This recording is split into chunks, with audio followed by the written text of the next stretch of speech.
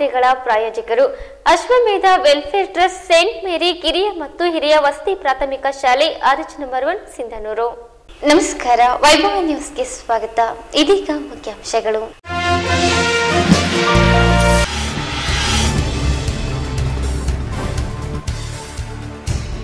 48 ಲಕ್ಷ ರೂಪಾಯಿ ಬೇಡಿಕೆ ಇಟ್ಟ ಸಚಿವ ನಾಡಗೌಡ. ಪರ್ಸೆಂಟೇಜ್ ನೀಡಿದ ಶಾಮಿಯಾನ ಮಾಲೀಕನ ಮೇಲೆ ಜೆಡಿಎಸ್ ಮುಖಂಡರಿಂದ ಹಲ್ಲೆ.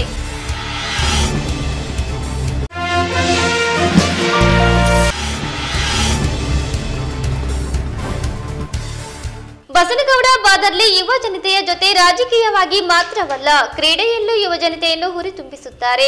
ತುಕಾರಾಮ್.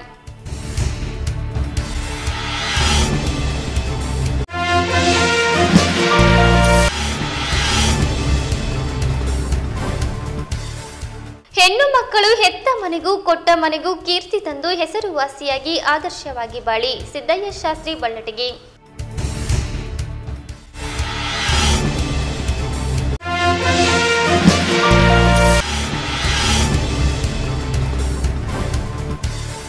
ಕಳಪೆ ಕಾಮಗಾರಿ ಮಾಡಿ ದುಡ್ಡು ಹೊಡೆಯುವ ಹುನ್ನಾರವಿದೆ, ಕೂಡಲೇ ಕ್ರಮ ತೆಗೆದುಕೊಳ್ಳಿ. ನ್ಯಾಯವಾದಿ ದುರ್ಗೇಶ್ ಆಗ್ರಹ.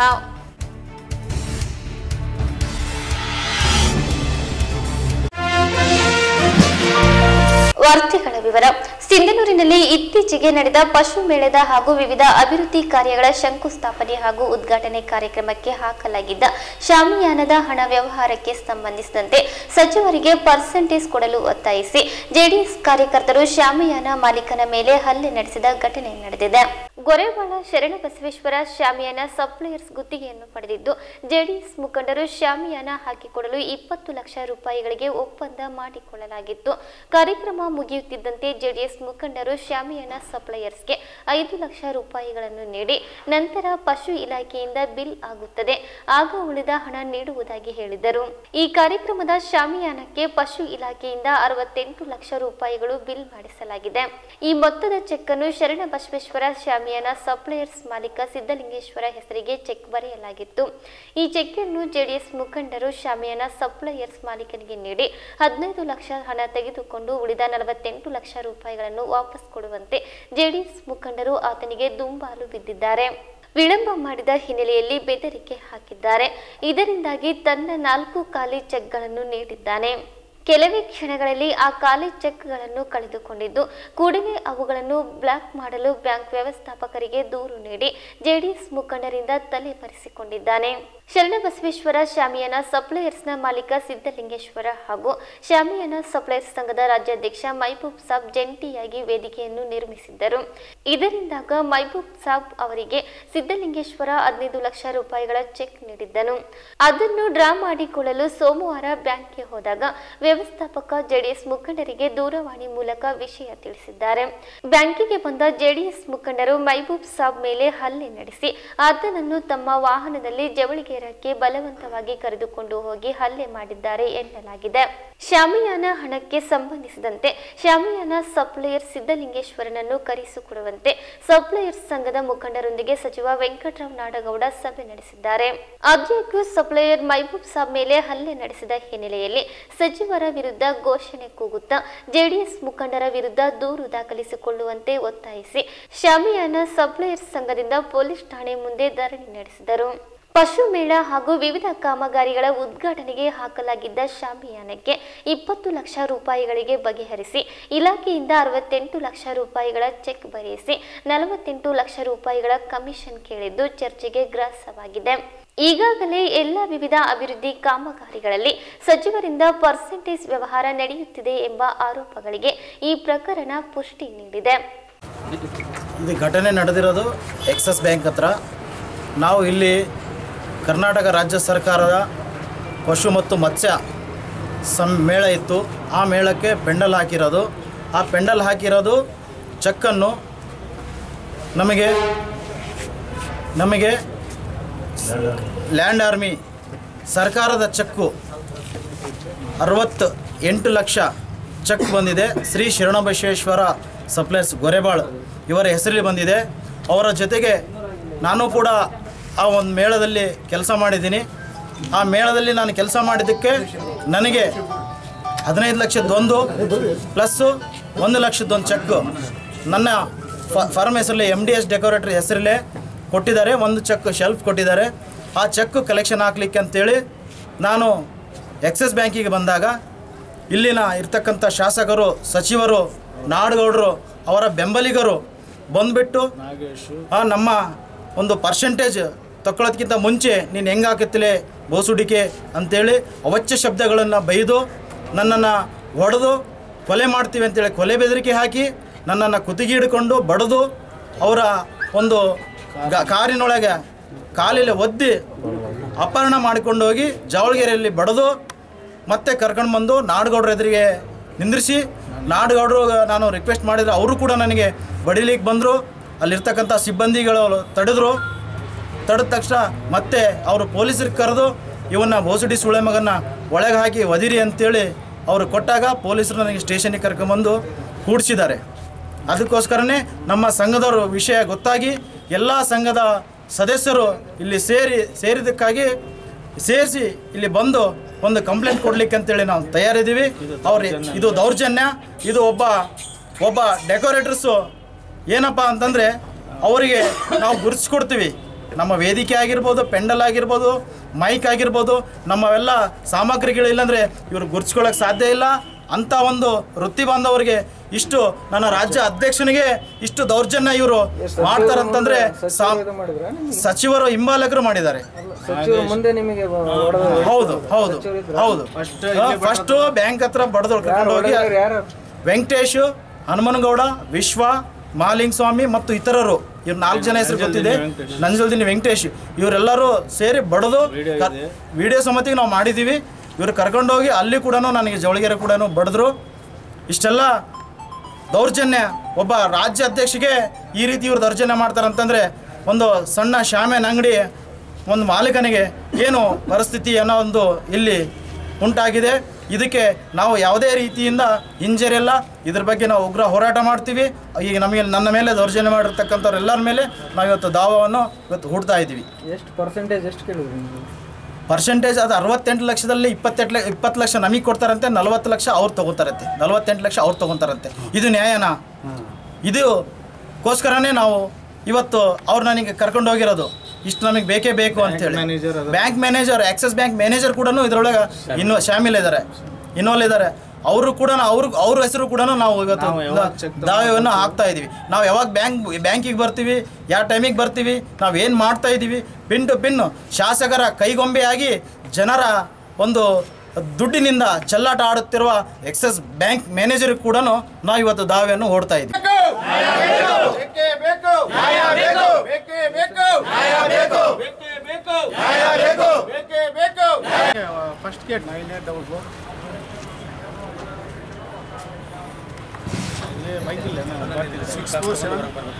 ಬಸನಗೌಡ ಬಾದರ್ಲಿ ಅವರು ಸತತ ಯುವಜನತೆಯ ಜೊತೆ ರಾಜಕೀಯವಾಗಿ ಮಾತ್ರವಲ್ಲ, ಕ್ರೀಡೆಯಲ್ಲೂ ಯುವಜನತೆಯನ್ನು ತೆಗೆದುಕೊಂಡು ಹೋಗಲು ಶ್ರಮಿಸುತ್ತಾರೆ ಎಂದು ಕೊಪ್ಪಳ ಜಿಲ್ಲಾ ಉಸ್ತುವಾರಿ ಸಚಿವ ತುಕಾರಾಂ ತಿಳಿಸಿದರು.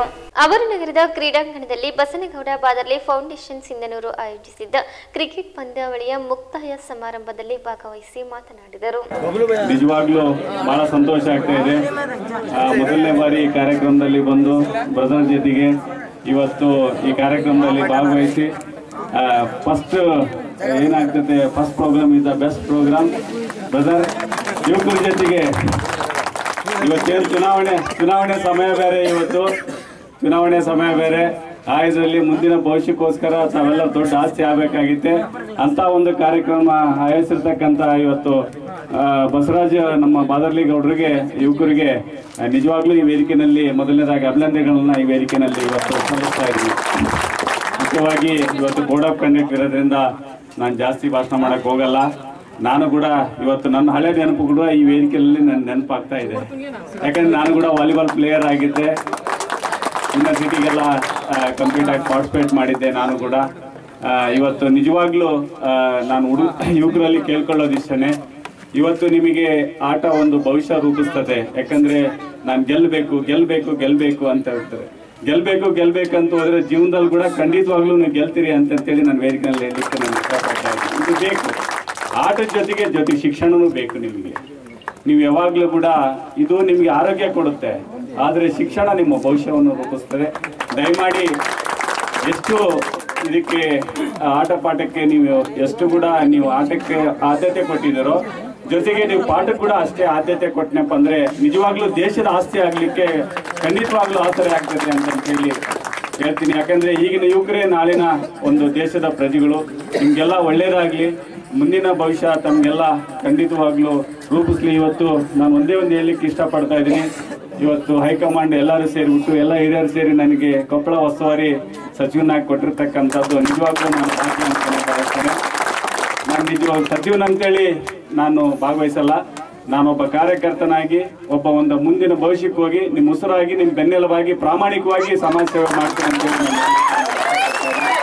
ಎಲ್ಲರ ಜೊತೆಯಾಗಿ ಹೋಗೋಣ, ಮುಂದಿನ ಭವಿಷ್ಯ ರೂಪಿಸೋಣ. ಇವತ್ತು ಕೊಟ್ಟಂತ ಒಂದು ಈ ಗಳಿಗೆ ಏನಿದೆ ಇದನ್ನ ಸಾರ್ಥಕತೆ ಮಾಡ್ಕೊಂಬೋಣ ಅಂತ ತಮ್ಗೆಲ್ಲರೂ ಶುಭ ಆಗಲಿ ಅಂತ ನಾನು ಹಾರೈಸ್ತೇನೆ. ಜೊತೆಗೆ ಯಾರೇ ಆಗಿರ್ಲಿ ಇದರಲ್ಲಿ ಎಲ್ಲರೂ ಗೆಲ್ಲಕ್ಕಾಗಲ್ಲ, ಒಬ್ರು ಸೋತಿರ್ತೀರಿ ಕೂಡ. ಆದ್ರೆ ಒಂದ್ ಹೇಳ್ತೀನಿ ಕಿವಿ ಮಾತು ನಿಮಗೆ, ಸೋಲೆ ಗೆಲುವಿನ ಮೆಟ್ಲಾಗಿರ್ತೈತೆ, ಅದನ್ನ ದಯಮಾಡಿ ತಾವೆಲ್ಲ ತಿಳ್ಕೊಬೇಕಂತ. ಯಾಕಂದ್ರೆ ಸೋಲು ನಿಜವಾಗ್ಲೂ ನಿಮಗೆ ಪಾಠ ಕಲಿಸ್ತತೆ, ಮುಂದೆ ಹೆಂಗ್ ಗೆಲ್ಬೇಕು ಅಂತಂತೇಳಿ ಆ ಸ್ಫೂರ್ತಿ ನಿಮ್ಮಲ್ಲಿ ಇರ್ಲಿ. ಖಂಡಿತವಾಗ್ಲೂ ಮುಂದಿನ ದಿನದಲ್ಲಿ ನೀವು ಗೆದ್ದೇ ಗೆಲ್ತೀರಿ ಅಂತೇಳಿ ನಾನು ಹೇಳಲಿಕ್ಕೆ ಇಷ್ಟಪಡ್ತಾ ಇದ್ದೀನಿ. ತಮ್ಗೆಲ್ಲರಿಗೂ ಶುಭ ಆಗಲಿ. ಮುಂದಿನ ದಿನದಲ್ಲಿ ನಾವು ಕೂಡ ಮುಂದಿನ ದಿನಗಳು ಯಾವ್ದೊಂದು ಟೂರ್ನಮೆಂಟ್ ಅಲ್ಲಿ ಕೂಡ ನಾನು ಲಾಂಗ್ ಟೆನ್ನಿಸ್ ಆಡ್ತೇನೆ, ಜೊತೆಗೆ ವಾಲಿಬಾಲ್ ಕೂಡ ಆಡ್ತೇನೆ. ಮುಂದಿನ ದಿನದಲ್ಲಿ ನಿಮ್ ಜೊತೆ ವಾಲಿಬಾಲ್ ಟೂರ್ನಮೆಂಟ್ ಅಲ್ಲಿ ನಾನು ಭಾಗವಹಿಸ್ತೇನೆ. ರಾಜ್ಯ ಯುವ ಕಾಂಗ್ರೆಸ್ ಅಧ್ಯಕ್ಷ ಬಸನಗೌಡ ಬಾದರ್ಲಿ ಮಾತನಾಡಿ, ಸಮಾಜ ಸೇವೆಗೆ ಯುವ ಜನತೆ ಮೀಸಲಾಗಲು ನನ್ನ ಹೆಸರಿನಲ್ಲಿ ಫೌಂಡೇಶನ್ ಹುಟ್ಟಿಕೊಂಡಿದ್ದು, ಕ್ರೀಡೆ ಸಂಸ್ಕೃತಿ ಬೆಳೆಸುವ ಉದ್ದೇಶದಿಂದ ಹುಟ್ಟಿಕೊಂಡ ಈ ಸಂಸ್ಥೆ ಉತ್ತಮ ಸಮಾಜಕ್ಕೆ ದುಡಿಯುತ್ತದೆ ಎಂದರು. ನನ್ನ ಯುವ ಸ್ನೇಹಿತರು ನಾವು ಕ್ರಿಕೆಟ್ನ ಎಲ್ಲ ಸಮಾಜ ಸೇವೆಯಲ್ಲಿ ಪಾಲ್ಗೊಳ್ತೀವಿ ಅಂತ ಹೇಳಿ ಒಂದು ಫೌಂಡೇಶನ್ ಹಮ್ಮಿಕೊಂಡಿದ್ದಾರೆ. ವಿಶೇಷವಾಗಿ ನನ್ನೆಲ್ಲ ಇರ್ತಕ್ಕಂಥ ಎಲ್ಲ ಕಮಿಟಿಯ ಮೆಂಬರ್ಗಳಿಗೆ, ಅಧ್ಯಕ್ಷರುಗಳಿಗೆ ವಿಶೇಷವಾಗಿ ನಾನು ಧನ್ಯವಾದಗಳನ್ನ ತಿಳಿಸ್ತೇನೆ. ಇವತ್ತು ನಾನು ಒಬ್ಬ ಕ್ರಿಕೆಟ್ ಪ್ರೇಮಿ. ನಾನು ಸುಮಾರು ನನ್ನ ಡಿಗ್ರಿ ಏನು ಇವತ್ತು 8ನೇ ಕ್ಲಾಸ್ನಿಂದ ಡಿಗ್ರಿ ಸಮಯದವರೆಗೂ ನಾನು ಕ್ರಿಕೆಟ್ ಆಡಿದ್ದೀನಿ. ಇವತ್ತು ನಾನು ಕೂಡ ಸುಮಾರು ಹುಬ್ಳಿ ಮತ್ತು ಧಾರವಾಡ ಮತ್ತು ಬೆಂಗಳೂರು ತನಕ ನಾನು ಒಬ್ಬ ಕ್ರಿಕೆಟ್ನ ಉಚ್ಚ ಪ್ರೇಮಿ ಅಂದ್ರೆ ಅದರಲ್ಲಿ ನಾನು ಒಬ್ಬನು. ಇವತ್ತು ಸ್ನೇಹಿತರೆ ಎಲ್ಲ ನಾನು ಯುವಕರಿಗೆ ಹೇಳೋದಿಷ್ಟೇ, ನಿಮ್ಮ ಪ್ರತಿಭೆ, ನಿಮ್ಮ ಕಲೆ ನಿಮ್ಮ ಜೊತೆಗಿರುತ್ತೆ. ಆದ್ರೆ ನಾವು ಹೋಗುವಂತ ದಾರಿ ಸರಿಯಾಗಿರ್ಬೇಕು ಅಂತ ಹೇಳಿಕ್ಕೆ ಬಯಸ್ತೇನೆ. ಸ್ನೇಹಿತರೆ, ಇವತ್ತು ನಾನು ನಿಮ್ ತರ ಒಬ್ಬ ಸಾಮಾನ್ಯ ಯುವಕನಾಗಿ ಇವತ್ತು ಇಡೀ ರಾಜ್ಯದಲ್ಲಿ, ರಾಷ್ಟ್ರದಲ್ಲಿ ನಮ್ಮ ಸಿಂಧನೂರಿನ ಕೀರ್ತಿಯನ್ನ ಹೆಚ್ಚಿಸಿದ್ದೀನಿ ಅಂತ ಹೇಳಲಿಕ್ಕೆ ಇಷ್ಟಪಡ್ತೀನಿ. ಬಂಧುಗಳೇ, ಇವತ್ತು ಯುವ ಕಾಂಗ್ರೆಸ್ನ ಅಧ್ಯಕ್ಷರು ಯಾರಪ್ಪ ಅಂದ್ರೆ ಸಿಂಧನೂರಿನವರು ಅಂತ ಹೇಳಲಿಕ್ಕೆ ಎಲ್ಲರೂ ಇಡೀ ದೇಶದಲ್ಲಿ ಯಾರೇ ನೀವು ಹೋಗ್ಲಿ, ಯಾವುದೇ ರಾಜ್ಯಕ್ಕೆ ಹೋಗ್ಲಿ, ಯಾವುದೇ ಜಿಲ್ಲೆಗೆ ಹೋಗ್ಲಿ, ಇವತ್ತು ಯುವ ಕಾಂಗ್ರೆಸ್ನ ಅಧ್ಯಕ್ಷರು ಯಾರಪ್ಪ ಅಂದ್ರೆ ಬಸನಗೌಡರು ಅಂತ ಹೇಳುವಂತ ಕೆಲಸ ಅದು ಯಾರು ನನ್ನಿಂದ ಅಲ್ಲ, ಅದು ಎಲ್ಲರೂ ನಿಮ್ಮ ಸಿಂಧನೂರು ತಾಲೂಕಿನ ಜನತೆಯ ಆಶೀರ್ವಾದ, ಯುವಕರ ಆಶೀರ್ವಾದ ಅಂತ ಹೇಳಲಿಕ್ಕೆ ಬಯಸ್ತೇನೆ. ಇವತ್ತು ಇಂತಹ ಕ್ರೀಡೆಗಳು ಇನ್ನೂ ಹೆಚ್ಚೆಚ್ಚು ರೀತಿಯಲ್ಲಿ ನಡೀಲಿ. ಈ ಏನಿದ್ದಾರೆ ಇಲ್ಲಿ ಕ್ರೀಡಾಪಟುಗಳು ಏನಿದ್ದಾರೆ, ಇಂಥ ಕ್ರೀಡಾಪಟುಗಳಿಗೆ ಸತತವಾಗಿ ನೀವು ರಾಜ್ಯ ಮಟ್ಟದಲ್ಲಿ ಹೋಗ್ತಿರೋ, ರಾಷ್ಟ್ರ ಮಟ್ಟದಲ್ಲಿ ಹೋಗ್ತಿರೋ, ನಾನು ನಿಮ್ ಬೆನ್ನೆಲುಬಾಗಿ ನಾನು ನಿಮ್ ಜೊತೆಗೆ ನಿಂದಿರ್ಲಿಕ್ಕೆ ಇಚ್ಛೆ ಪಡ್ತೇನೆ. ಬಂಧುಗಳೇ, ಸ್ನೇಹಿತರೆ, ನಮ್ಮ ಕಲೆ ಏನಿದೆ, ನಮ್ಮ ಗುರಿ ಮುಟ್ಬೇಕಂದ್ರೆ ಗುರಿ ಮುಟ್ಬೇಕಪ್ಪ ಅಂದ್ರೆ ದಾರಿಯಲ್ಲಿ ಅನೇಕ ಅಡಚಣೆಗಳು ಬರ್ತವೆ. ಆದ್ರೆ ನಮ್ಮ ಗುರಿ ಮುಟ್ಟೋ ತನಕ ಮಾತ್ರ ಎಷ್ಟೇ ಅಡಚಣೆಗಳು ಬರ್ಲಿ, ಆ ಅಡಚಣೆಯನ್ನು ಎದುರಿಸಿ ಹೋಗುವಂತ ಕೆಲಸ ನಮ್ಮ ಯುವ ಸ್ನೇಹಿತರು ನೀವೆಲ್ಲರೂ ಮಾಡ್ಬೇಕಂತ ಹೇಳಿ ಕೇಳ್ತೇನೆ. ಏನೇ ಬರ್ಲಿ ಅದು ನಿಮ್ಮ ಜೊತೆಗೆ ನಾನು ಒಬ್ಬ ಯುವಕನಾಗಿ ಹೇಳ್ತೇನೆ, ನಿಮ್ ಜೊತೆಗೆ ಸದಾ ಇರ್ತೀನಿ.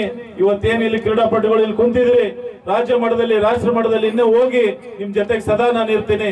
ನಿಮ್ಗೆ ಯಾರಿಗೆ ಏನ್ ಬೇಕು ಹೇಳಿ, ನಾನು ಸದಾ ನನ್ನ ಇವತ್ತೇನು ನಾನು ಒಬ್ಬ ಯುವ ಕಾಂಗ್ರೆಸ್ನ ಅಧ್ಯಕ್ಷನಾಗಿ ನಿಮ್ ಜೊತೆಗೆ ಸದಾ ನಿಂದಿರ್ತೀನಿ. ನಿಮ್ಮ ಯುವಕರ ಕಷ್ಟಗಳಿಗೆ ನಾನು ಸ್ಪಂದಿಸ್ತೀನಿ ಅಂತ ಹೇಳಿ ಸಂದರ್ಭದಲ್ಲಿ ಹೇಳಿಕೆ ಇಚ್ಛೆ ಪಡ್ತೇನೆ. ಈ ಸಂದರ್ಭದಲ್ಲಿ ಡಾಕ್ಟರ್ ಶರಣಬಸವ ಪಾಟೀಲ್, ಕಾಜಾ ಹುಸೇನ್ ರೌಡ್ಕುಂದ, ವೀರೇಶ್ ಕಮ್ತರ್, ಚಂದ್ರಶೇಖರ್ ಮೇಟಿ, ಮಲ್ಲಿಕಾರ್ಜುನ್ ದಿದಿಗಿ, ಮೆಹಬೂಬ್ ಆಲಂ ಬಾಷಾ, ಶರಣಪ್ಪ, ನಾಗರಾಜ್ ಗಸ್ತಿ, ನನ್ನೂಸಬ್ ಮೇಸ್ತ್ರಿ, ರಾಮನಗೌಡ, ಸೆಹಬಾಜ್, ಬಸವರಾಜ್ ರಾರಾವಿ ಸೇರಿದಂತೆ ಅನೇಕರಿದ್ದರು. ಈ ಪಂದ್ಯಾವಳಿಯಲ್ಲಿ ಮೊದಲನೆಯ ಬಹುಮಾನ 1 ಲಕ್ಷ ರೂಪಾಯಿಗಳನ್ನು YCC ಸಿಂಧನೂರು ಪಡೆದರೆ, ದ್ವಿತೀಯ ಬಹುಮಾನ 50,000 ಪ್ಯಾಂಟಿಕ್ ಸಿಸಿ ಗಂಗಾವತಿ ಪಡೆದರು. ಈ ಒಂದು ಅಂತಿಮ ಘಟ್ಟಕ್ಕೆ ಆಗಮಿಸಿದ್ದಾರೆ ರಾಜ್ಯ ಸರ್ಕಾರದ ಕ್ಯಾಬಿನೆಟ್ ಸಚಿವರು, ಶ್ರೀ ವೈದ್ಯಕೀಯ ಸಚಿವರು ಈ ತುಕಾರಾಮ್ ಮತ್ತು ಕೊಪ್ಪಳ ಕ್ಷೇತ್ರದ ಜಿಲ್ಲೆಯ ಉಸ್ತುವಾರಿ ಸಚಿವರು, ನೂತನ ಜಿಲ್ಲೆಯ ಉಸ್ತುವಾರಿ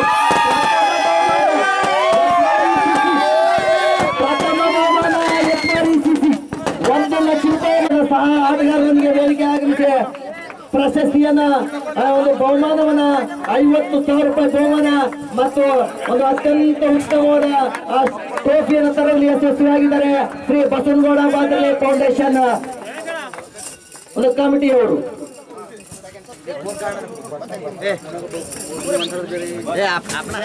ಹೆಣ್ಣು ಮಕ್ಕಳು ಹೆತ್ತ ಮನೆಗೂ ಕೊಟ್ಟ ಮನೆಗೂ ಕೀರ್ತಿ ತಂದು ಹೆಸರುವಾಸಿಯಾಗಿ ಸಂಸಾರದ ರಥ ನಡೆಸಿ ಸಮಾಜಕ್ಕೆ ಆದರ್ಶವಾಗಿ ಬಾಳಲು ಹೆಣ್ಣು ಮಕ್ಕಳ ಕೊರಳಲ್ಲಿ ತಾಳಿ ಕಟ್ಟಿರುತ್ತಾರೆ. ದಯವಿಟ್ಟು ಮಾತೆಯರು ಬಂಗಾರಕ್ಕೆ ಆಸೆ ಪಡದೆ ಕರಿಮಣಿ ಸರ ಕಟ್ಟಿಕೊಳ್ಳಿ ಎಂದು ಸಿದ್ದಯ್ಯ ಶಾಸ್ತ್ರಿ ಬಳ್ಳಟಗಿ ತಿಳಿಸಿದ್ದಾರೆ. ಅವರು ತಾಲೂಕಿನ ಗೌಡನಬಾವಿ ಗ್ರಾಮದ ಕಟ್ಟಿ ಬಸವೇಶ್ವರರ 26ನೇ ವರ್ಷದ ಜಾತ್ರಾ ಮಹೋತ್ಸವ ಮತ್ತು ಸಾಮೂಹಿಕ ವಿವಾಹ ಮಹೋತ್ಸವದಲ್ಲಿ ಮಾತನಾಡಿದರು. ಆದ್ರೆ ಮಾಂಗಲ್ಯ ಸೂತ್ರವನ್ನ ಅಂದ್ರೆ ಕರಿಮಣಿ ಸರವೇ ಮಾಂಗಲ್ಯಕ್ಕೆ ಯೋಗ್ಯ. ಕರಿಮಣಿ ಸರ ಅಂದ್ರೇನು? ನೀನು ಹುಟ್ಟಿದ ಮನಿ ಒಂದು, ಕೊಟ್ಟ ಮನಿ ಇನ್ನೊಂದು. ಅಲ್ಲಿ ಅತ್ತಿ ಹೆಂಗೋ, ಮಾವ ಹೆಂಗೋ, ಭಾವ ಮೈದುನ್ರು ಹೆಂಗೋ, ನೆರೆ ಹೊರೆಯವ್ರು ಹೆಂಗೋ, ಅಲ್ಲೆಲ್ಲ ಕಷ್ಟಗಳು ಬರುತ್ತವೆ. ಕಷ್ಟಗಳ ಪ್ರತೀಕವೇ ಕರಿಮಣಿ ಸರ. ಆ ಕಷ್ಟವನ್ನ ಎಲ್ಲಿ ತನಕ ತಾಳ್ಬೇಕು ನೀ ತಂಗಿ ಅಂದ್ರ ಕುತ್ತಿಗೆಗೆ ಬರೋ ತನಕ ತಾಳಬೇಕು ಅಂತ ತಾಳಿನ ಕುತ್ತಿಗೆಗೆ ಕಟ್ಟ್ಯಾರ. ವಾಯವ್ವ ನೆನಪಿಟ್ಟುಕೊಂಡು ಬಾಳ್ರಿ, ನೀನು ಕುತ್ತಿಗೆಗೆ ಬರೋ ತನಕ ಕಷ್ಟವನ್ನು ತಾಳಿದಿ ಅಂದ್ರ ಅದರಾಗಿರುವಂತ ಬಂಗಾರದ ಬೆಲೆ ನಿನ್ನ ಜೀವನಕ್ಕೆ ಬರ್ತದೆ. ನೆನಪಿಟ್ಟುಕೊಂಡು ಬಾಳು ತಂಗಿ ಅನ್ನುವಂಥ ವಿಚಾರವನ್ನ ತಾಳಿನ ಕುತ್ತಿಗೆಗೆ ಕಟ್ಟಿರ್ತಾರೆ. ಅವ್ವ ಅದಕ್ಕೆ ಮಾಂಗಲ್ಯ ಚೈನ ಅಂತ ಜಗಳ ಮಾಡ್ಬೇಡ್ರಿ ಯಜಮಾನ್ರು ಕೂಡ. ಕೆಲವು ಮಂದಿ ಮದುವೆಯಾಗನ ಮಾಡಿಸ್ಕೊಂಡ್ಬಿಟ್ಟಿರ್ತಾರ. ಆಗಲೇ ಮಾಂಗಲ್ಯ ಚೈನ ಯಾಕೆ ಬೇಡ ಅಂತೀನಿ ಅಂದ್ರ ಇವು 2 ತಾಳ ಅಕ್ಕವ. ಒಂದು ಮನೆಯಾಗಿದ್ದಾಗ ಹಾಕೊಂತೀವಿ, ಇನ್ನೊಂದು ಏನಾರ ನಮ್ಮ ಮಂದಿ ಮಕ್ಕಳ ಕಾರ್ಯಕ್ರಮ, ಲಗ್ನ, ಮುಹೂರ್ತ, ತೊಟ್ಟು ಬಂದಿರ್ತಾವಲ್ಲ ಅದರಾಗ ಇದು ಮಾಂಗಲ್ಯ ಚೈನ ಹಾಕೊಂಡು ಹೋಗ್ತೀವಿ. ಮನೆಯಾಗಿದ್ದಾಗ ಒಂದು ಹಾಕೊಂತೀವಿ, ಹೊರಗೆ ಹೋದಾಗ ಒಂದು ಹಾಕೊಂತೀವಿ ಅಂದ್ರೆ 2 ತಾಳೆ ಎನಿಸ್ತವೆ. ಅದರ ಅರ್ಥ ಬೇರೆ ಆಗ್ತದೆ. ಅದಕ್ಕೆ ದಯಮಾಡಿ ತಾಯಿಂದೆ ತಾಳೆ ಒಂದೇ ಇರಲಿ, ಸಾಮಾನು ಎಷ್ಟರ ಬಂಗಾರ ಸಾಮಾನು ಹಾಕೊಳ್ರಿ. ಮತ್ತು ಬಂಗಾರ ಸಾಮಾನು ಎಷ್ಟರ ಹಾಕೋರಿ ಅಂದಾರ ತಾತವ್ರು ಅಂತ. ಬಸವ ಪ್ರಸಾದ ಶರಣರು ಆಶೀರ್ವಚನ ನೀಡಿದರು. ಎಷ್ಟು ಜನ ಇರಬಹುದು, ಭಾರಿ ದೊಡ್ಡ ಜಾತ್ರೆ ಅಂತ ಮಾತಾಡ್ಕೊಳ್ತಿದ್ರು. ನಾನು ಅವ್ರಿಗೆ ಹೇಳಿದೆ ಗೌಡನಬಾವಿ ಜನ ಅಂದ್ರೆ ಅದು ಗೌಡನಬಾವಿಯ ನಾಗಪ್ಪ ತಾತನ ಭಕ್ತರು ಅಂದ್ರೆ ಗಂಡೆದೆಯ ಭಕ್ತರವರು. ಎಂಥ ದೊಡ್ಡ ಜಾತ್ರೆನೂ ಕೂಡ ಮಾಡುವಷ್ಟು ಶೂರರಿದ್ದಾರೆ ಅವರು. ಅವರಿಗೆ ಆ ಸಾಮರ್ಥ್ಯವನ್ನು ಮರಿಬಸವಲಿಂಗ ತಾತನವರು ಕೊಟ್ಟಾರ. ಇದು ನಿಲ್ಲೋ ಜಾತ್ರೆ ಅಲ್ಲ, ನಿರಂತರವಾಗಿ 100 ವರ್ಷ ನಡೆಯುವ ಜಾತ್ರೆ ಅಂತ ಅವರಿಗೆ ಹೇಳ್ಕೊಂಡು ಬಂದೆ. ಅಂಥದ್ದೇ ರೀತಿಯಲ್ಲಿ ತಾವೆಲ್ಲರೂ ಇಷ್ಟೊಂದು ಒಗ್ಗಟ್ಟಾಗಿ ಕೂತ್ಕೊಂಡು ಈ ಕಾರ್ಯಕ್ರಮವನ್ನು ನಡೆಸಿಕೊಡ್ತಾ ಇದ್ದೀರಿ. ಈ ಸಂದರ್ಭದೊಳಗೆ 45 ಜನ ಜೋಡಿಗಳು ಮದುಮಕ್ಕಳಾಗಿಕ್ಕಂಥ ದಾಂಪತ್ಯ ಜೀವನಕ್ಕೆ ಕಾಲಿರಿಸ್ಯಾರ. ಅವ್ರಿಗೆ ನನ್ನದು ಒಂದೇ ಒಂದು ಮಾತು ಏನು ಅಂತಂದ್ರೆ, ಅಣ್ಣ ಸ್ವಲ್ಪ ಈ ಕಡೆ ಕೇಳಿಬಿಡ್ರಿ, ನಾವು ಬ್ಯಾರೆರಿಗೆ ಹೇಳೋದಿಲ್ಲ, ನಾನು ನಿಮಗಷ್ಟೇ ಹೇಳ್ತೀನಿ. ಏನು ನನ್ನ ಕಿವಿ ಮಾತು ಅಂತಂದ್ರೆ, ನೀವು ಇಲ್ಲಿವರೆಗೂ ಹುಡುಗರಿದ್ದಂಗಿದ್ರಿ, ಈಗ ಸ್ವಲ್ಪ ಯಜಮಾನ್ರಾಗ್ತೀರಿ. ನೀವು ಇವತ್ತಿನಿಂದ ಯಜಮಾನ್ರಾಗ್ತೀರಿ. ಹುಡುಗತನದ ಭಾವ ಏನಿತ್ತಲ್ಲ, ಏನು ಮಾಡಿದ್ರು ನಡೀತೈತಿ ಅಂತ ಅನ್ನುವಂಥ ಭಾವ ಇತ್ತಲ್ಲ, ಅದನ್ನು ಬಿಟ್ಟು ಈಗ ಏನಾದರೂ ಮಾಡಿದ್ರೆ ನಡೆಯೋದಿಲ್ಲ, ಏನು ಮಾಡಬೇಕು ಅದನ್ನೇ ಮಾಡಬೇಕು ಅನ್ನುವಂತಹ ಪ್ರಜ್ಞೆಯನ್ನು ಇಟ್ಟುಕೊಂಡು ಬದುಕುವಂಥದ್ದನ್ನು ಇವತ್ತಿನಿಂದನೇ ಶುರು ಮಾಡಬೇಕು. ಅದರಲ್ಲಿ ಮೊದಲನೇದಾಗಿ ಏನು ಅಂತಂದ್ರೆ, ನೀವು ಇಲ್ಲಿವರೆಗೆ ಏನಾದರೂ ಒಂದಿಷ್ಟು ಗುಟ್ಕ ಹಾಕ್ತಿದ್ರಿ ಅಥವಾ ಒಂದಿಷ್ಟು ಏನಾದರೂ ಹೊರಗೆ ಹೋಗಿ ಕಪಾಟದ ಮುಂದೆ ನಿಂತು ಏನಾದರೂ ಸೇರ್ತಿದ್ರಿ, ದೂರ ಹೋಗಿ ಊರಿನ ಹೊರಗೆ ಹೋಗಿ ದುಕಾನ್ ಮುಂದೆ ನಿಂತು ಏನಾರ ತಗೋತಿದ್ರಿ ಅಂತಂದ್ರೆ ಇವತ್ತು ಅದನ್ನ ಕೊನೆ ಮಾಡ್ಕೊಳ್ಳಿ. ಇವತ್ತು ಅದನ್ನು ಕೊನೆ ಮಾಡ್ಕೊಳ್ಳಿ. ಯಾಕೆ ಕೊನೆ ಮಾಡ್ಕೊಳ್ಬೇಕು ಇವತ್ತು ಅಂತ ಕೇಳಿದ್ರೆ ನಿಮಗೊಂದು ಜವಾಬ್ದಾರಿ ಬಂದದ್ದು. ಎಂಥ ಜವಾಬ್ದಾರಿ ಬಂದದಂದ್ರೆ ಸಂಸಾರ ಅನ್ನುವಂತಹ ಪವಿತ್ರದ ಜವಾಬ್ದಾರಿ ಬಂದದ. ನಿಮ್ಮನ್ನು ನಂಬಿಕೊಂಡು ನಿಮ್ಮ ಮಡಿದ ನಿಮ್ಮ ಮನೆಗೆ ಬರ್ತಾಳ.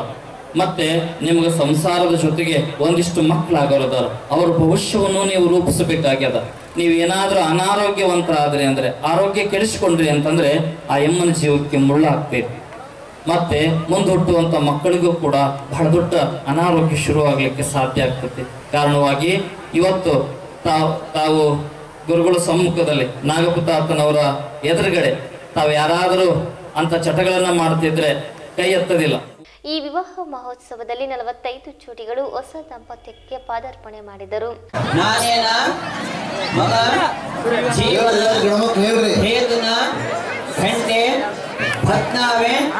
ಶುಭಗೆ ಜೀವನ ಹೇದನ ಗಂಟೆ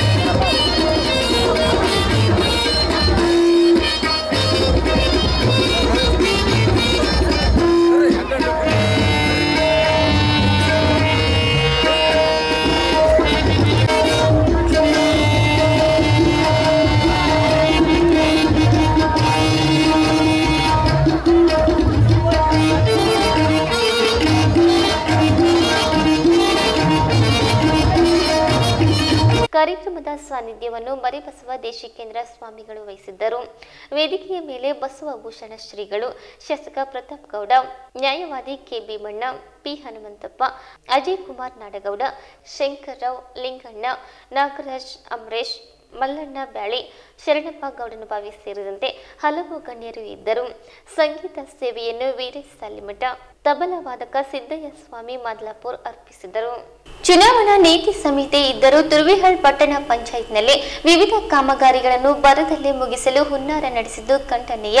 ಕೂಡಲೇ ಸಂಬಂಧಪಟ್ಟ ಅಧಿಕಾರಿಗಳು ಕಾಮಗಾರಿ ನಿಲ್ಲಿಸಬೇಕು ಎಂದು ನ್ಯಾಯವಾದಿ ದುರ್ಗೇಶ್ ಆಗ್ರಹಿಸಿದರು. ಅವರು ವಾರ್ಡ್ ನಂಬರ್ 5ರಲ್ಲಿ ವೈಭವ ಜೊತೆ ಮಾತನಾಡಿ, ಟೆಂಡರ್ ನಿಯಮದಂತೆ ಕಾಮಗಾರಿ ಅವಧಿಯೊಳಗೆ ಮುಗಿಸದೆ ಅವಧಿ ಮುಗಿದ ಮೇಲೆ ಮಾಡುವುದು ಏಕೆ?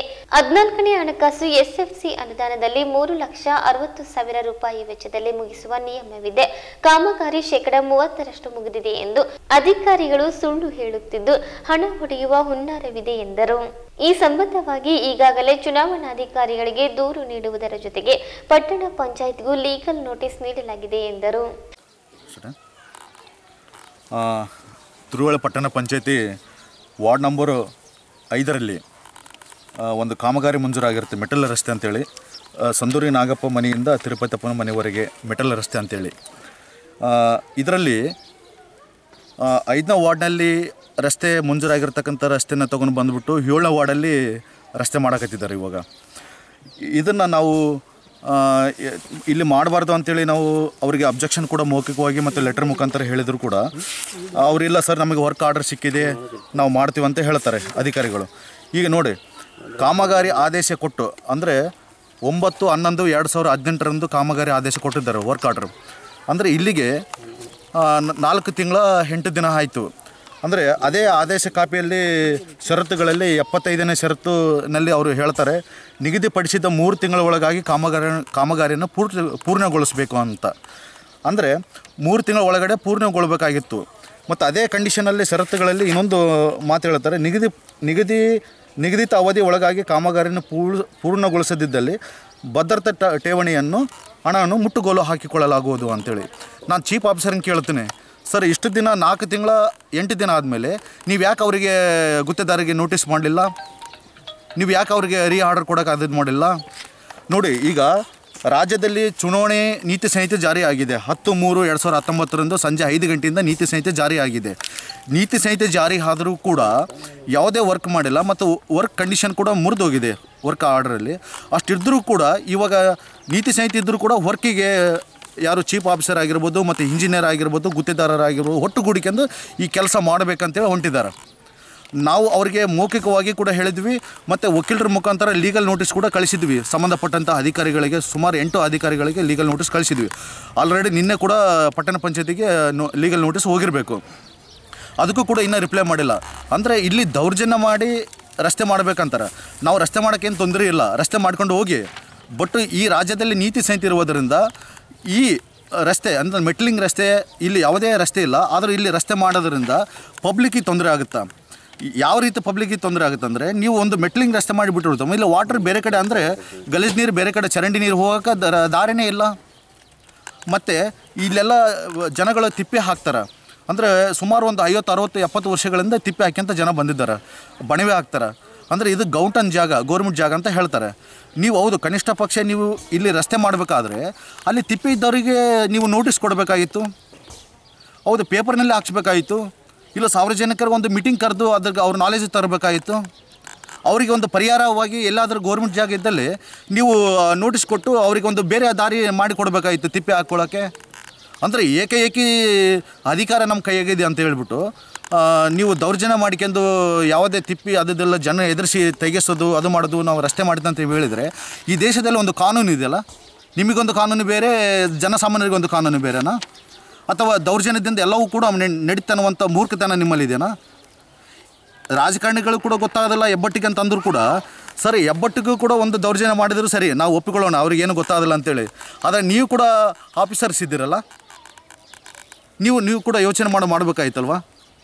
ನೀವು ಅದು ಚೀಫ್ ಆಫೀಸರ್ ಆಗಿರ್ಬೋದು ಮತ್ತು ಸಂಬಂಧಪಟ್ಟ ಇಂಜಿನಿಯರ್ ಕೂಡ ಆಗಿರ್ಬೋದು, ಗುತ್ತೇದಾರ ಆಗಿರ್ಬೋದು. ಗುತ್ತೇದಾರಗೂ ನಾನು ಮೌಖಿಕವಾಗಿ ತಿಳಿಸಿದಾಗ, ಇಲ್ಲ ಸರ್ ನಾನು ಈ ವರ್ಕನ್ನು ಮಾಡೋದಿಲ್ಲ, ಅಲ್ಲಿ ತೊಂದರೆ ಆಗುತ್ತೆ ಪಬ್ಲಿಕ್ಕಿಗೆ ಅಂತ ಹೇಳಿ ಹೋಗಿದ್ದಾರೆ. ನನ್ನ ಮುಂದೆ ಇವರೆಲ್ಲ ಹೇಳಿ ಹೋಗಿ ಮತ್ತೆ ಕುಮ್ಮಕ್ಕು ಕೊಟ್ಟು ಈ ವರ್ಕನ್ನು ನಡೆಸೋಕೆ ಇವತ್ತು ಸಂಡೇ ಇದೆ, ಇವತ್ತು ಎಷ್ಟು ದಿನ ಒಂದು ದಿನದಲ್ಲಿ ವರ್ಕ್ ಮುಗಿಸ್ಬೇಕನ್ನುವಂಥ ಅದನ್ನು ಮಾಡಿದ್ದಾರೆ. ನಾನು ಇದ್ರ ಸಂಬಂಧಪಟ್ಟಂಗೆ ಈಗಾಗಲೇ ನಿನ್ನೆ ರಾತ್ರಿ 9:30 ಸುಮಾರಿಗೆ ನಾನು ಚುನಾವಣೆ ಆಯೋಗಕ್ಕೆ ನಾನು ದೂರು ಕೊಡೋಕೆ ಹೋಗಿದ್ದೆ. ಇಲ್ಲಿ ಸಿಂಧನೂರಲ್ಲಿ ಚಂದ್ರಶೇಖರ್ ಅಂತ ಹೇಳಿದ್ರು, ಅವ್ರ ನಾಲೆಜ್ ತೊಗೊಂಡು ಬಂದೆ. ಅದು ಕಾಪಿ ನನಗೆ ನಿನ್ನೆ ಕೊಡೋಕೆ ಹೋದಾಗ ಅವರು ರಾತ್ರಿ ನನಗೆ 9:30 ಮೇಲೆ ಹೇಳಿದರು, ಇದು ನನ್ನ ವ್ಯಾಪ್ತಿಗೆ ಬರೋದಿಲ್ಲ, ನೀವು ಮಸ್ಕಿ ತಾಲೂಕಿಗೆ ಹೋಗಿ ಕೊಡಿ, ಅವ್ರು ಆ್ಯಕ್ಷನ್ ತೊಗೊತಾರೆ ಅಂತ ಹೇಳಿದರು. ಈಗ ನಾನು ಅವ್ರಿಗೆ ಕೂಡ ದೂರನ್ನು ಕೊಟ್ಟಿದ್ದೇನೆ. ಈಗ ನಾನು ಹೇಳೋದು ಇಷ್ಟೇ, ಇಲ್ಲಿ ತುರುವೇಳ ಪಟ್ಟಣದಲ್ಲಿ ನೀವು ಡೆವಲಪ್ಮೆಂಟ್ ಮಾಡಬೇಕಾಗಿತ್ತಪ್ಪ ಅಂದರೆ ಈ ಪ್ರದೇಶವನ್ನು ಇಲ್ಲಿ ಮಹಿಳೆಯರು ಮತ್ತು ಮಕ್ಕಳು ಶೌಚಾಲಯಕ್ಕೆ ಹೋಗಿ ಉಪಯೋಗಿಸಿ ಅಂತ ಬಂದ್ದಾರೆ ಸುಮಾರು ಒಂದು 40-50 ವರ್ಷಗಳಿಂದ. ಹೌದಾ? ನೀವು ಡೆವಲಪ್ಮೆಂಟ್ ಮಾಡಬೇಕಲ್ಲ ಸ್ವಾಮಿ, ಮೊದಲು ಒಂದು ಪಬ್ಲಿಕ್ ಹೈಟೆಕ್ ಶೌಚಾಲಯನ ಕಟ್ಟಿಸಿ. ಇಲ್ಲೆಲ್ಲ ಹೆಣ್ಮಕ್ಳು ಜಾಲಿಯಿಂದ ಪಬ್ಲಿಕ್ಕಾಗಿ ಟಾಯ್ಲೆಟ್ ಕೂಡ್ತಾರೆ. ಹೌದಾ? ಮನೆಗೊಂದು ಇಲ್ಲೆಲ್ಲ ವಾಸ ಮಾಡ್ತಕ್ಕಂಥದ್ದು ಪರಿಶಿಷ್ಟ ಪಂಗಡ ಮತ್ತು ಪರಿಶಿಷ್ಟ ವರ್ಗದವರು. ಇಲ್ಲಿ ಬಡತನ ರೇಖೆಗಿಂತ ಕೆಳಗಡೆ ಇರ್ತಕ್ಕಂಥ ಜನ ಇಲ್ಲಿದ್ದಾರೆ. ಅವರಿಗೆ ಮನೆಗೊಂದು ಶೌಚಾಲಯ ಕೊಡಿ. ಮೊದಲು ಕೇಂದ್ರ ಸರ್ಕಾರದಿಂದ ಬೇರೆ ಬೇರೆ ಯೋಜನೆಗಳು ತುಂಬ ಬರ್ತವೆ, ಅವ್ರಿಗೆ ಕಟ್ಟಿಸಿ. ಡೆವಲಪ್ಮೆಂಟ್ ಅಂದರೆ ಅದು ಡೆವಲಪ್ಮೆಂಟು. ಎಲ್ಲೋ 5ನೇ ವಾರ್ಡ್ನಲ್ಲಿ ಆಗಿರ್ತಕ್ಕಂಥ ವರ್ಕನ್ನು ತೊಗೊಂಡು ಬಂದುಬಿಟ್ಟು 7ನೇ ವಾರ್ಡಲ್ಲಿ ಮಾಡೋದಿದೆಯಲ್ಲ, ಇದು ಎಷ್ಟು ಸರಿ?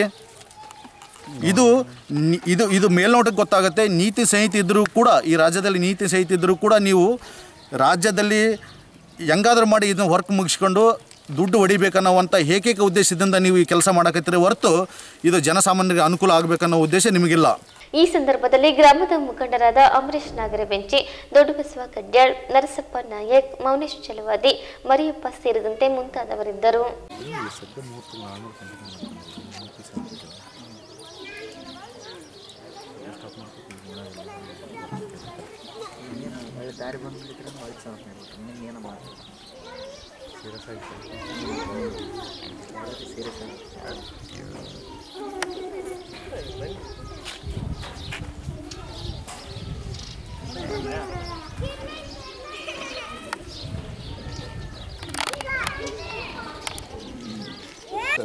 ಅದು ಆ ಥರ ಅಷ್ಟೇ ಈ ಥರ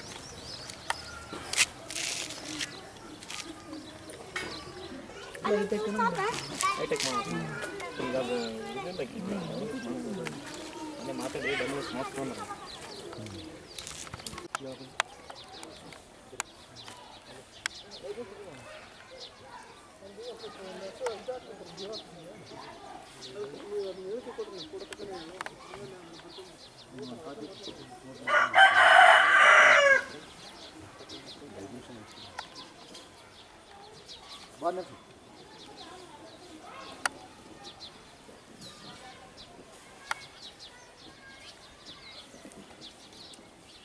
ಈಗ ನಾವು ಹೇಳಿದ್ದಕ್ಕೆ ನೀವು ಇಲ್ಲಿ ಕಣ್ಣಾರ ಪ್ರತ್ಯಕ್ಷ ಕಂಡದಕ್ಕೂ ಭಾಳ ವ್ಯತ್ಯಾಸ. ವೈಜ್ಞಾನಿಕ ಬೆಳವಣಿಗೆಯಿಂದಾಗಿ ಮನುಷ್ಯ ಎಲ್ಲವನ್ನು ಹುಡುಕುತ್ತಿದ್ದಾನೆ. ಅಧ್ಯಾತ್ಮ ಅತಿ ದೊಡ್ಡ ಸಂಪತ್ತಿನಿಂದಾಗಿ ಇಡೀ ಜಗತ್ತು ಭಾರತವನ್ನು ನೋಡುತ್ತಿದೆ ಎಂದು ಸುತ್ತೂರು ಮಹಾಸಂಸ್ಥಾನ ಮಠದ ಜಗದ್ಗುರು ಶಿವರಾತ್ರಿ ದೇಶಿಕೇಂದ್ರ ಮಹಾಸ್ವಾಮಿ ನುಡಿದರು. ತಾಲೂಕಿನ ಶ್ರೀ ಕ್ಷೇತ್ರ ಎದ್ದಲದೊಡ್ಡಿ ಸಿದ್ಧಲಿಂಗ ಶಿವಯೋಗಿಗಳ ವಿರಕ್ತ ಮಠದ ನೂತನ ಶಿಲಾಮಠದ ಉದ್ಘಾಟನೆ ಹಾಗೂ ಶ್ರೀಮಠದ ಮಹಾಲಿಂಗ ಮಹಾಸ್ವಾಮಿಗಳ 50ನೇ ಹುಟ್ಟುಹಬ್ಬದ ಸುವರ್ಣ ಸಂಭ್ರಮದ ಧಾರ್ಮಿಕ ಹಾಗೂ ರೈತಗೋಷ್ಠಿಯ ಸಾನ್ನಿಧ್ಯ ವಹಿಸಿ ಅವರು ಆಶೀರ್ವಚನ ನೀಡಿದರು. ದೇಶದಲ್ಲಿ ವಿಭಿನ್ನ ಧರ್ಮ, ಜಾತಿ, ಪಂಗಡಗಳಿದ್ದರೂ ಅಧ್ಯಾತ್ಮದಿಂದಾಗಿ ಎಲ್ಲರೂ ಒಗ್ಗೂಡಿ ಸಹಜೀವನ ಮಾಡುತ್ತಾ ಬಂದಿದ್ದಾರೆ. ಸಾಧು ಸಂತರು, ಋಷಿ ಮುನಿಗಳ ತಪಸ್ಸಿನಿಂದ ಸಿದ್ಧಿಯಾದ ಶಕ್ತಿ ಶಾಂತಿ ನೆಲೆಸುವಂತೆ ಮಾಡಿದೆ. ಶರಣರ ಸಂತರ ಆದರ್ಶಗಳು ನಮಗೆ ಮಾರ್ಗದರ್ಶಕಗಳಾಗಿವೆ. ಪ್ರತಿಯೊಬ್ಬರೂ ಆಧ್ಯಾತ್ಮ ಚಿಂತನೆಗಳನ್ನು ಮೈಗೂಡಿಸಿಕೊಳ್ಳುವ ಮೂಲಕ ಸುಂದರ ಬದುಕು ರೂಪಿಸಿಕೊಳ್ಳಬೇಕೆಂದು ಸಲಹೆ ನೀಡಿದರು. ಶ್ರೀಮಠದ ಮಹಾಲಿಂಗ ಮಹಾಸ್ವಾಮಿಗಳು ಧಾರ್ಮಿಕ, ರೈತ ಹಾಗೂ ಮಹಿಳೆಯರಿಗಾಗಿ ದೊಡ್ಡ ಮಟ್ಟದ ಕಾರ್ಯಕ್ರಮ ರೂಪಿಸಿದ್ದು ಶ್ಲಾಘನೀಯವಾಗಿದೆ. ಈ ಭಾಗದ ನಡೆದಾಡುವ ದೇವರೆಂದೇ ಖ್ಯಾತರಾಗಿದ್ದ ವಳವಳ್ಳಾರಿಯ ಚೆನ್ನಬಸವ ಶಿವಯೋಗಿಗಳು ಜನಿಸಿದ ಗ್ರಾಮದಲ್ಲಿಯೇ ಜನಿಸಿದ ಮಹಾಲಿಂಗ ಮಹಾಸ್ವಾಮಿಗಳ ಧಾರ್ಮಿಕ, ಸಾಮಾಜಿಕ ಸೇವೆ ಅನನ್ಯವಾಗಿದೆ ಎಂದು ಶ್ಲಾಘಿಸಿದರು. ಕಾರ್ಯಕ್ರಮದಲ್ಲಿ ವಳವಳ್ಳಾರಿ ಸಿದ್ಧಲಿಂಗ ಮಹಾಸ್ವಾಮಿಗಳು ದಿವ್ಯ ಸಾನ್ನಿಧ್ಯ ವಹಿಸಿದ್ದರು. ಮಹಾರಾಷ್ಟ್ರದ ಕನ್ನೇರಿ ಸಂಸ್ಥಾನ ಮಠದ ಜಗದ್ಗುರು ಅದೃಶ್ಯ ಕಾಡಸಿದ್ದೇಶ್ವರ ಮಹಾಸ್ವಾಮಿಗಳು, ಶ್ರೀಮಠದ ಮಹಾಲಿಂಗ ಮಹಾಸ್ವಾಮಿಗಳು, ಮಾನ್ವಿ ಕಲ್ಮಠದ ಶಿವಮೂರ್ತಿ ಶಿವಾಚಾರ್ಯ ಮಹಾಸ್ವಾಮಿ, ಉಪ್ಪಿನ ಬೆಟಗೇರಿಯ ಅಭಿನವ ರುದ್ರಮುನಿ ಮಹಾಸ್ವಾಮಿ, ವೀರಕೋಟದ ಅಡವಿಲಿಂಗ ಮಹಾರಾಜ ಸೇರಿದಂತೆ ವಿವಿಧ ಮಠಾಧೀಶರು ಕಾರ್ಯಕ್ರಮದಲ್ಲಿ ಭಾಗವಹಿಸಿದ್ದರು. ಲೋಕಸಭಾ ಚುನಾವಣಾ ನೀತಿ ಸಂಹಿತೆ ಜಾರಿಯಲ್ಲಿರುವುದರಿಂದ ವೇದಿಕೆ ಕಾರ್ಯಕ್ರಮದಲ್ಲಿ ಯಾವುದೇ ಜನಪ್ರತಿನಿಧಿಗಳು ಭಾಗವಹಿಸಲಿಲ್ಲ. ಆದರೂ ಜಿಲ್ಲಾ ಉಸ್ತುವಾರಿ ಸಚಿವ ವೆಂಕಟರಾವ್ ನಾಡಗೌಡ, ವೈದ್ಯಕೀಯ ಶಿಕ್ಷಣ ಸಚಿವ ಇ ತುಕಾರಾಂ, ಶಾಸಕ ಪ್ರತಾಪ್ ಗೌಡ ಪಾಟೀಲ್, ಮಾಜಿ ಶಾಸಕ ಹಂಪನಗೌಡ ಬಾದರ್ಲಿ, ಮಾಜಿ ಸಂಸದ ಕೆ ವಿರೂಪಾಕ್ಷಪ್ಪ, ರೈತ ಮುಖಂಡ ಹನುಮನಗೌಡ ಬೆಳಗುರ್ಕಿ, ಯುವ ಕಾಂಗ್ರೆಸ್ ರಾಜ್ಯಾಧ್ಯಕ್ಷ ಬಸನಗೌಡ ಬಾದರ್ಲಿ ಅವರಿಗೆ ಶ್ರೀಮಠದಿಂದ ಸನ್ಮಾನಿಸಿ ಗೌರವಿಸಲಾಯಿತು. ಸುತ್ತೂರು ಮಹಾಸಂಸ್ಥಾನ ಮಠದ ಜಗದ್ಗುರು ಶಿವರಾತ್ರಿ ದೇಶಿಕೇಂದ್ರ ಮಹಾಸ್ವಾಮಿಗಳು ಗ್ರಾಮಕ್ಕೆ ಪ್ರವೇಶಿಸುತ್ತಿದ್ದಂತೆ ಸುಮಂಗಳಿಯರ ಪೂರ್ಣ ಕುಮಟದೊಂದಿಗೆ ಅದ್ದೂರಿ ಸ್ವಾಗತ ಕೋರಲಾಯಿತು. ಸುವರ್ಣಗಿರಿ ವಿರಕ್ತ ಮಠದ ಮಹಾಲಿಂಗ ಮಹಾಸ್ವಾಮಿಗಳ 50ನೇ ಜನ್ಮದಿನ ಹಾಗೂ ನೂತನವಾಗಿ ನಿರ್ಮಾಣಗೊಂಡಿರುವ ಶಿಲಾ ಮಂಟಪದ ಉದ್ಘಾಟನೆ ಪ್ರಯುಕ್ತ ಭಾನುವಾರ 5001 ಸುಮಂಗಳಿಯರಿಗೆ ಉಡಿ ತುಂಬುವ ಕಾರ್ಯಕ್ರಮಕ್ಕೆ ಜನಸಾಗರವೇ ಹರಿದು ಬಂದಿತ್ತು. ತಾಲೂಕಿನ ಗುಂಜಳ್ಳಿ ಕ್ಯಾಂಪ್ನಲ್ಲಿ ಸಾರ್ವಜನಿಕ ಕುಡಿಯುವ ನೀರಿನ ಅರವಟ್ಟಿಗೆ ಆರಂಭ ಮಾಡಲಾಗಿದ್ದು, ಸಾರ್ವಜನಿಕರ ಈ ಕಾರ್ಯ ಪ್ರಶಂಸೆಗೆ ಪಾತ್ರರಾಗಿದ್ದಾರೆ. ಈ ಕಾರ್ಯಕ್ರಮದಲ್ಲಿ ಭಾಗವಹಿಸಿದ್ದ ದೇವೇಂದ್ರ ಗೌಡ ಮಾತನಾಡಿ, ಗುಂಜಳ್ಳಿ ಕ್ಯಾಂಪ್ನಲ್ಲಿ ಸರ್ವ ಸ್ನೇಹಿತರು ಸಾರ್ವಜನಿಕರಿಗೆ ಮಜ್ಜಿಗೆ ನೀಡುವುದರ ಮುಖಾಂತರ ಈ ಕಾರ್ಯಕ್ರಮಕ್ಕೆ ಚಾಲನೆ ನೀಡಲಾಗಿದೆ. ಕಡು ಬೇಸಿಗೆಯಲ್ಲಿ ಕುಡಿಯುವ ನೀರು ಕೊಡುವ ಕಾರ್ಯಕ್ರಮಕ್ಕೆ ಭಗವಂತ ಪ್ರೇರಣೆ ನೀಡಿದ್ದಾನೆ ಎಂದರು. ಇವತ್ತು ನಮ್ಮ ಗುಂಜಳ್ಳಿ ಕ್ಯಾಂಪ್ ಗ್ರಾಮದಲ್ಲಿ ಒಂದು ಸಾರ್ವಜನಿಕವಾಗಿ ಕುಡಿಯೋ ನೀರಿನ ವ್ಯವಸ್ಥೆ, ಯಾಕಂದ್ರೆ ನಾವು ಬೇಸಿಗೆಯನ್ನು ದಾಟಿ ಬಂದೀವಿ. ಈಗ ಅದು ಎಲ್ಲಿಗೆ ಬಂದೀವಿ ಅಂದ್ರೆ ಕಡು ಬೇಸಿಗೆಗೆ ಬಂದೀವಿ. ಈ ನಿಟ್ಟಿನಲ್ಲಿ ಇಲ್ಲಿ ಹೊಸಳ್ಳಿ ಮತ್ತು ಗುಂಜಳ್ಳಿ ಗ್ರಾಮ ಸರ್ಕಲ್ ಆಗಿರೋದ್ರಿಂದ ಭಾಳಷ್ಟು ಜನ ಓಡಾಡುವಂಥ ಸ್ಥಳ. ಇಲ್ಲಿ ಕುಡಿಯೋದಕ್ಕೆ ಕೆಲವು ಟೈಮ್ನಲ್ಲಿ ನೀರು ಸಿಗೋದಿಲ್ಲ, ಭಾಳ ಒಂದು ನೀರಿಂದ ಹಾಹಾಕಾರ ಆಗುತ್ತೆ. ಈ ಒಂದು ನಿಟ್ಟಿನಲ್ಲಿ ಗಮನ ಹರಿಸಿ ನಮ್ಮ ಸ್ನೇಹಿತರೆಲ್ಲರೂ ಸೇರಿಬಿಟ್ಟು ಈ ಒಂದು ಕುಡಿಯೋ ನೀರಿನ ಅರವಟ್ಟಿಗೆಯನ್ನು ಮಾಡಿದ್ದಾರೆ. ಕುಡಿಯೋ ನೀರಿನ ಅರವಟ್ಟಿಗೆ ಭಾಳ ಒಂದು ಒಳ್ಳೆಯ ಕೆಲಸ. ಇದನ್ನು ಹಿಂಗೆ ಮುಂದುವರಿಸ್ಕೊಂಡು ಹೋಗಲಿ, ನಿರಂತರವಾಗಿ 3 ತಿಂಗಳು ಇದನ್ನು ನಡೆಸಲಿ ಅಂತ ನಾವು ಆಶಿಸ್ತೀವಿ. ಮೊದಲನೇ ದಿನ ಇವತ್ತು ಮಜ್ಜಿಗೆಯನ್ನು ಕೊಡೋದ್ರ ಮುಖಾಂತರ ಇದನ್ನು ಆರಂಭ ಮಾಡಿದ್ದಾರೆ. ನಾಳೆ ದಿನದಿಂದ ಇನ್ನೂ ಉಳಿದಿರ್ತಕ್ಕಂಥ 3 ತಿಂಗಳ ಕಾಲ ನಿರಂತರವಾಗಿ ಕುಡಿಯುವ ನೀರಿನ ವ್ಯವಸ್ಥೆಯನ್ನು ಮಾಡಿ ಇಲ್ಲಿನ ಜನರಿಗೆ ದಾಹವನ್ನು ತಣಿಸುವಂಥ ಕೆಲಸ ಮಾಡ್ತಾ ಇದ್ದಾರೆ. ಈ ಕೆಲಸ ಪ್ರತಿ ವರ್ಷವೂ ಕೂಡ ಮುಂದುವರಲಿ. ಇದು 2ನೇ ವರ್ಷ. ಈ ಒಂದು ಕಾರ್ಯಕ್ರಮವನ್ನು ನೆರವೇರಿಸಿಕೊಟ್ಟಂತ ಎಲ್ಲ ನಮ್ಮ ಸ್ನೇಹಿತರು ಕೂಡ ಒಳ್ಳೆಯದಾಗಲಿ ಅಂತ ಬಯಸ್ತಾ ಇದ್ದಾರೆ. ಡಾಕ್ಟರ್ ಮಹೇಶ್ ಮಾತನಾಡಿದರು. ಸಾರ್ವಜನಿಕರ ನೀರಿನ ಅರವಣಿಕೆ ಮಾಡಲಾಗಿದೆ. ಇದು 2ನೇ ವರ್ಷ ಮಾಡಲಾದು. ಯಾಕಂದ್ರೆ ಇದು ನಮ್ಮ ಗುಂಜಾಳಿ ಕ್ಯಾಂಪ್ನಲ್ಲಿ ಈ ಕಡೆ Gunjali camp Hosalli camp centre ಆಗಿದ ಕಾರಣ ಸಾರ್ವಜನಿಕರ ನೀರಿನ ತೊಂದರೆ ಬಹಳ ಇರ್ತದೆ. ಆದ ಕಾರಣ ನಮ್ಮ ಕ್ಯಾಂಪ್ನಲ್ಲಿ ಎಲ್ಲರೂ ಕೂಡ್ಕೊಂಡು ಇವತ್ತು ನೀರಿನ ಅರವಣಿಕೆ ಮಾಡಿದ್ವಿ. ದೇವ್ರು ಇದೇ ರೀತಿಯಾಗಿ ನಾವು ಮುಂದೆ ನಡೆಸ್ಕೊಂತ ಹೋಗ್ಬೇಕಂತೇಳಿ ನಾವು ಬೇಡ್ಕೊಳಕ್ ಹಚ್ಚಿದ್ವಿ. ಈ ಸಂದರ್ಭದಲ್ಲಿ ಮಲ್ಲನಗೌಡ, ಗೋವಿಂದಪ್ಪ, ಬಸವರಾಜ್, ಮಲ್ಲಿಕಾರ್ಜುನ್ ತಾತ, ಸುಗ್ಗುರಯ್ಯ ಸ್ವಾಮಿ, ವೆಂಕಣ್ಣ, ಸತೀಶ್, ಕಿಶೋರ್ ಇದ್ದರು.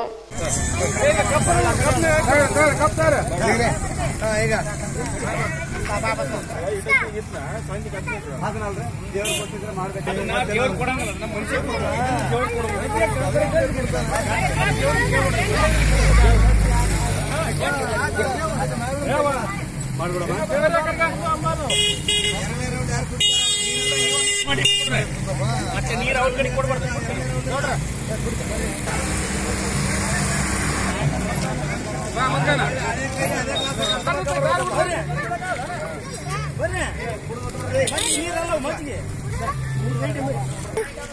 ನೀರು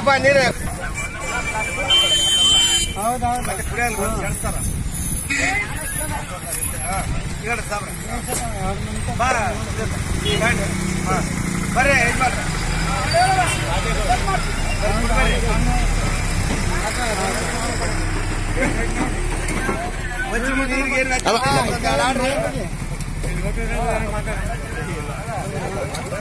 ಕೊನೆಯಲ್ಲಿ ಮತ್ತೊಮ್ಮೆ ಮುಖ್ಯಾಂಶಗಳು.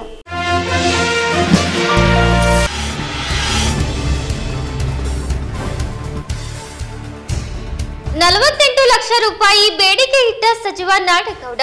ಪರ್ಸೆಂಟೇಜ್ ನೀಡಿದ ಶಾಮಿಯಾನ ಮಾಲೀಕನ ಮೇಲೆ ಜೆಡಿಎಸ್ ಮುಖಂಡರಿಂದ ಹಲ್ಲೆ.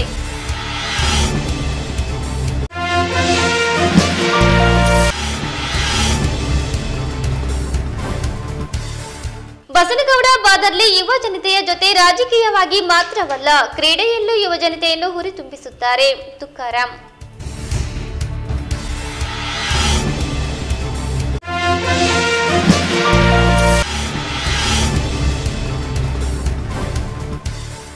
ಹೆಣ್ಣು ಮಕ್ಕಳು ಹೆತ್ತ ಮನೆಗೂ ಕೊಟ್ಟ ಮನೆಗೂ ಕೀರ್ತಿ ತಂದು ಹೆಸರುವಾಸಿಯಾಗಿ ಆದರ್ಶವಾಗಿ ಬಾಳಿ. ಸಿದ್ದಯ್ಯ ಶಾಸ್ತ್ರಿ ಬಳ್ಳಟಗಿ.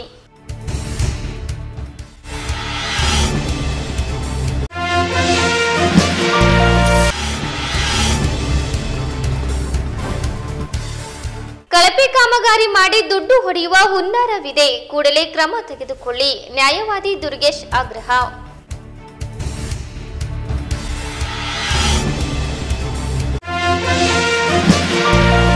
ಇಲ್ಲಿಗೆ ಇಂದಿನ ವಾರ್ತಾ ಪ್ರಸಾರ ಮುಕ್ತಾಯವಾಯಿತು. ನಿರಂತರವಾಗಿ ವೀಕ್ಷಿಸಿ ವೈಭವ ಟಿವಿ. ವಂದನೆಗಳೊಂದಿಗೆ ದೇವಿಕಾ ಚನ್ನಬಸವ.